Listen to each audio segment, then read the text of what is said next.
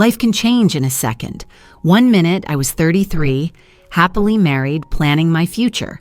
The next minute, I was a widow, staring at cremation options because my husband's body was too damaged for an open casket. 7 months ago, my husband, Adam, died in a terrible car crash, and since then, I've been drowning in grief, trying to figure out how to live in this new, painful reality. The first few weeks after his death felt like a dream, more like a nightmare I couldn't wake up from. My days were consumed by funeral arrangements, an endless flood of phone calls, and sleepless nights that blurred into each other. If my parents hadn't stepped in to handle most of the arrangements, I honestly don't know how I would have survived. "Jessica, honey, we've arranged everything with the funeral home," my mother told me one evening, her voice softer than I'd ever heard it.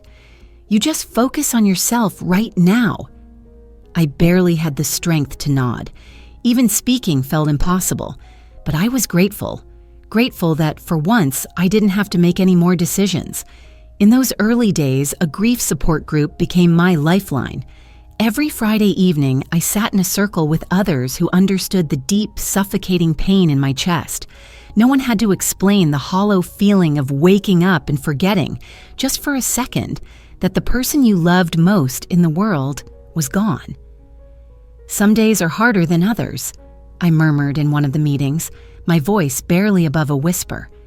I wake up, and for a moment, I forget he's gone. Rachel, a woman who had lost her husband 3 years ago, reached over and squeezed my hand. "That's normal, sweetie," she said gently. "Grief comes in waves." And it did. Some days I felt like I was floating, barely surviving. Other days, I was drowning. As time passed, I had to start dealing with the reality of my new life. Adam had been thoughtful enough to ensure I'd be financially secure. We had a house in the suburbs, an apartment in the city, and a comfortable amount in the bank. Technically, I could have quit my job at the marketing firm, but the idea of staying home all day surrounded by memories of Adam terrified me. Instead, I chose to work part-time, just enough to keep myself busy, distracted. The biggest surprise, though, was how my relationship with my parents changed after Adam's death. Growing up, I had always felt like they favored my younger sister, Laura. They never missed her dance recitals or school plays, while my straight-A report cards barely earned a "well done." But after Adam died, something shifted. I started sending my parents $3,000 a month without even thinking twice. It just felt like the right thing to do. Our weekly dinners became something I actually looked forward to. Mom would cook her famous pot roast, Dad would pour us each a glass of wine, and for the first time in my life, it felt like they were genuinely interested in me. "Jessica, tell us more about that new project at work," Dad would say, leaning forward. He'd never shown much interest in my career before, but now he listened, asked questions, even offered advice. "The marketing campaign is going well," I'd reply, savoring the feeling of finally being seen. "My boss thinks it could bring in a few new clients." For a little while, I let myself believe that maybe, just maybe, things had changed. But then, Laura came back into the picture. She showed up for dinner one evening, 8 months pregnant, and just like that, the room tilted back to the way it had always been. The second she walked in, my parents' attention snapped to her like a magnet. "Laura, sweetie, sit here," Mom gushed, practically pushing me aside to make space for her. "Do you need another pillow? Are your feet swollen?" And just like that, I became invisible again. The old feeling of being pushed aside, of being second best, came rushing back, and it hurt more than I expected. Throughout dinner, the conversation revolved around Laura's pregnancy. I tried to join in. "So, who's the father?" I asked, keeping my tone light. "Have you told him about the baby?" Laura's expression changed instantly. She looked irritated, like I'd overstepped some unspoken boundary. "That's my business," she said shortly, pushing food around on her plate. Mom jumped in to defend her. "Jessica, don't ask questions. Your sister doesn't owe anyone an explanation." The words stung more than I cared to admit. They had never given me this kind of privacy. When I was struggling with fertility treatments, they asked endless questions, gave me advice I never wanted, demanded constant updates. But with Laura, they respected her silence without hesitation. At another family dinner a few weeks later, I tried again. How are you going to manage everything by yourself? Babies are expensive. Laura waved a dismissive hand. Don't worry about me or my baby, she said confidently. We won't need anything from anyone. I should have paid closer attention to that smug smile. I'd seen it too many times before, whenever she had a new idea, a new plan, a new scheme. There was the smoothie business that lasted 3 weeks, the life coach training she never finished, and the cryptocurrency investment that lost her 4 months of rent. But this time, she was sure. Trust me, she said, patting her belly. Everything is going to work out exactly as I planned. Dad beamed at her like she had just cured cancer. That's my girl, he said proudly. She always finds a way to land on her feet. I forced a smile and took another bite of pot roast, swallowing down the familiar bitterness in my throat. Some things never change. Then came the phone call. It was a Friday morning. I was at my desk, going over marketing reports when my phone lit up with Laura's name. I almost didn't answer. Our conversations were usually short and awkward, but something in me said to pick up. Jessica, she said, her voice unnaturally sweet. I'm having my baby shower next weekend at Mom and Dad's. I'd love it if you could come. I blinked. Are you sure? Of course. She let out a light laugh, but it didn't sound real. You're my only sister. It wouldn't feel right without you. Plus, I have something special planned. Something about the way she said it made my stomach tighten, but I ignored the feeling. I'll be there, I said, already thinking about gifts. Maybe this was her way of making amends. Maybe this was the start of something better between us. The following Sunday, I arrived at my parents' house, carrying 2 carefully wrapped presents, a high-end baby monitor and a handmade baby blanket. No matter how complicated our relationship was, this was still my niece or nephew, and I wanted to be supportive. The house was a pastel explosion. Pink and blue balloons, streamers, and a giant diaper cake in the center of the room. Half the town seemed to be there. Mom's bridge club friends had taken over the couch, Aunt Carolyn was chatting in the corner, and Laura's old college roommates giggled by the punch bowl. Then, in the middle of it all, Laura stood up, tapped her glass, and smiled a smile that made my skin crawl. I want to thank everyone for coming today, she said, resting a hand on her belly. But there's something I need to say. I think it's time everyone knew who the father of my baby is. The room fell silent. My heartbeat pounded in my ears.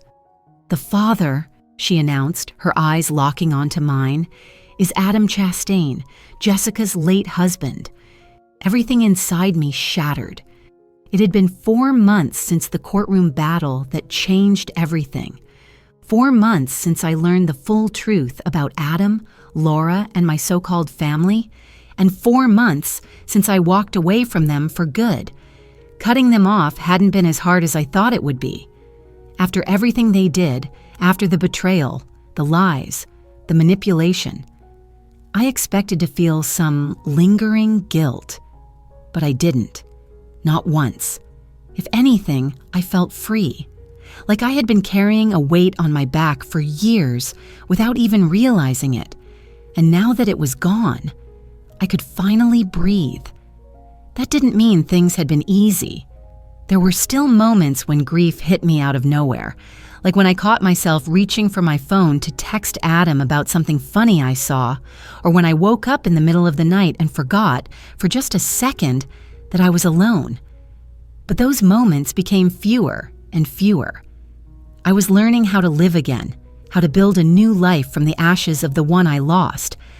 Joyce had become a bigger part of my world than I ever expected. Our weekly dinners turned into phone calls, coffee dates, and long talks about life.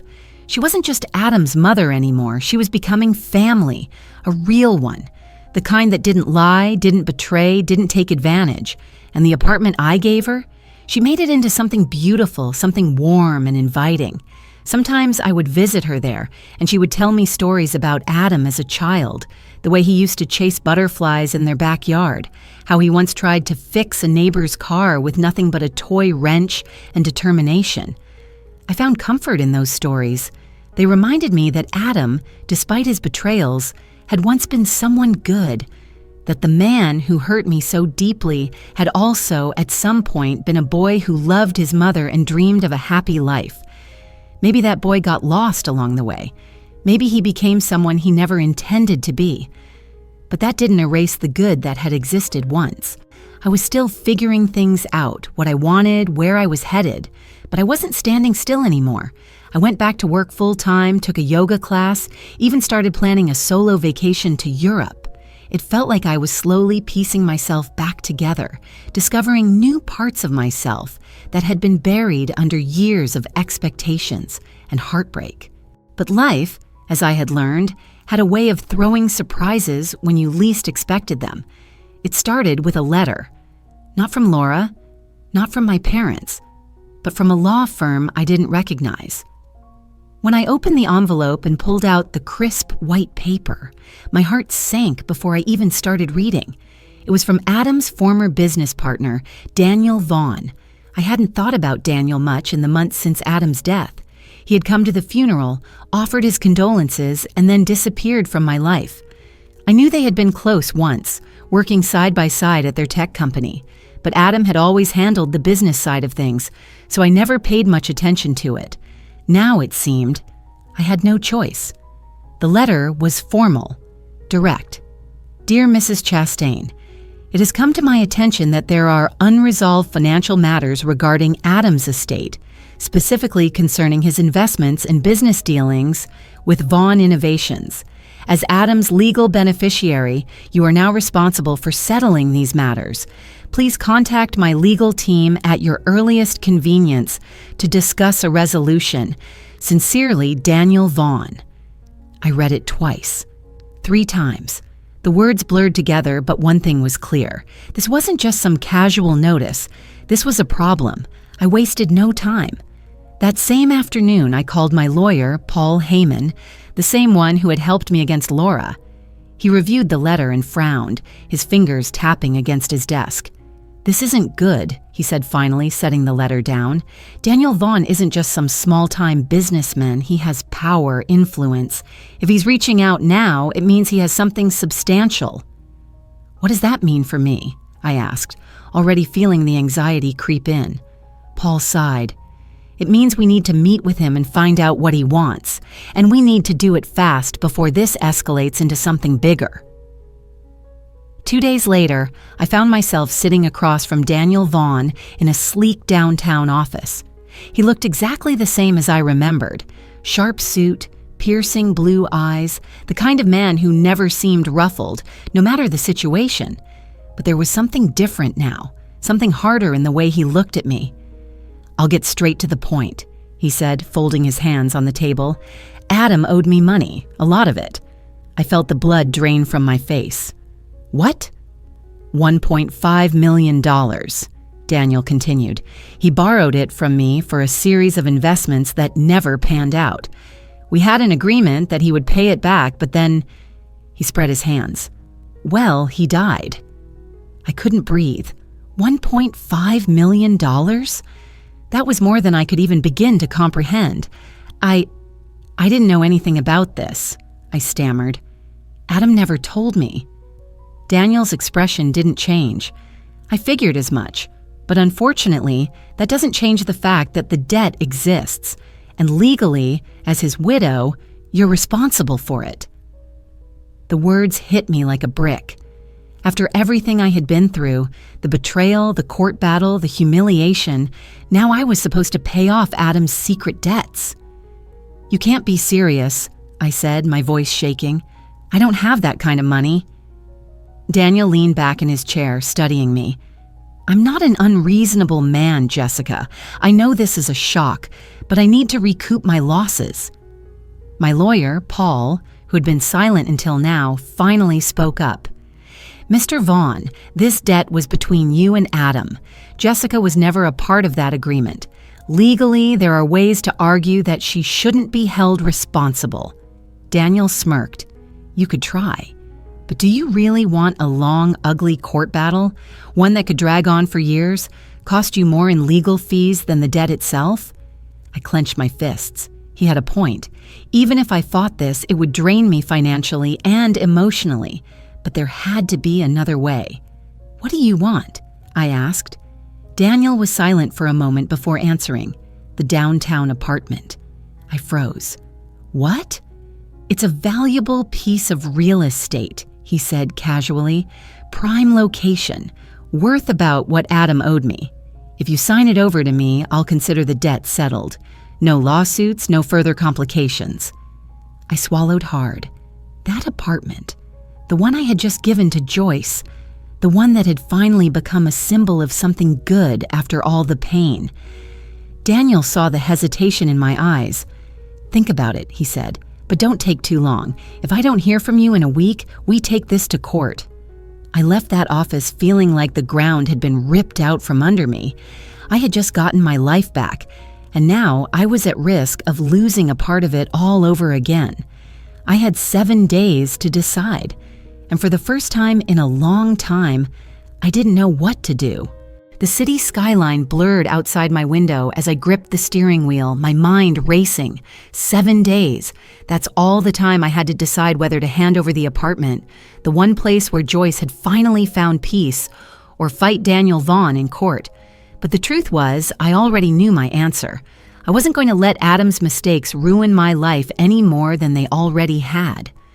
The next morning, I met Joyce at a small cafe, the kind with mismatched chairs and the smell of fresh bread in the air. She greeted me with a warm smile, but the moment she saw my face, her expression shifted. "What's wrong?" she asked, setting down her coffee. I took a deep breath and told her everything. The letter, the debt, the fact that Daniel wanted the apartment to make it all go away. When I finished, she was quiet for a long moment. Then she reached across the table and took my hand. "Jessica, listen to me. I appreciate what you did for me more than you'll ever know, but you can't sacrifice your future for this. Not for me, not for Adam's past." Tears burned the back of my eyes, but I held them back. You shouldn't have to lose your home because of his mistakes. And you shouldn't have to lose your freedom to fix them, she countered. That apartment, it's just a place. But you've already lost so much. Don't let Adam keep taking from you, even in death. Her words settled deep in my heart. I had spent so much time cleaning up Adam's messes. First his betrayal, then his mother, and now his financial debts. At what point did I stop paying for a life that wasn't even mine anymore? It was time to fight back. I met Daniel Vaughn 2 days later in a conference room with Paul at my side. Vaughn sat across from us, his fingers tapping lazily against the table. "So," he said, "do we have a deal?" "No," I said, my voice steady. He raised an eyebrow, clearly amused. "No?" I leaned forward. "I've done my research. The loan Adam took from you, it wasn't documented properly. There's no written agreement. No contract with my signature. Just a handshake deal between two men, one of whom is no longer alive to confirm the details. Legally, you have no standing to come after me." His smirk faltered, just a little. Paul slid a folder across the table. "We're prepared to challenge this in court. And considering the lack of formal agreements, it's likely a judge will dismiss the claim entirely. That is, if you really want to spend years fighting this, knowing you might walk away with nothing." For the first time since this nightmare began, Daniel Vaughn looked uncertain. He glanced down at the folder but didn't touch it. "You're bluffing," he said. "Try me," I shot back. Silence stretched between us. Finally, Daniel exhaled sharply, rubbing his jaw. "Fine," he said, standing. "You win. The debt dies with Adam." Relief flooded my chest, but I didn't let it show. I simply nodded. "Good choice." He shot me one last look before walking out, leaving me in stunned silence. It was over. For the first time in months, I was truly free. A week later, I stood outside Joyce's apartment, a set of keys in my hand. "You didn't have to do this," she said softly. I smiled. "You were right. It's just a place. But now it's yours, officially, no strings attached." Tears welled in her eyes as she pulled me into a hug, and for the first time in a long time, I felt like I had done something good, not out of obligation, not out of guilt, but because I wanted to. That night, as I stood in my own apartment, sipping wine and looking out at the city, I realized something. I had spent so much of my life being someone's wife, someone's daughter, someone's responsibility. But now I was just Jessica, and that was enough.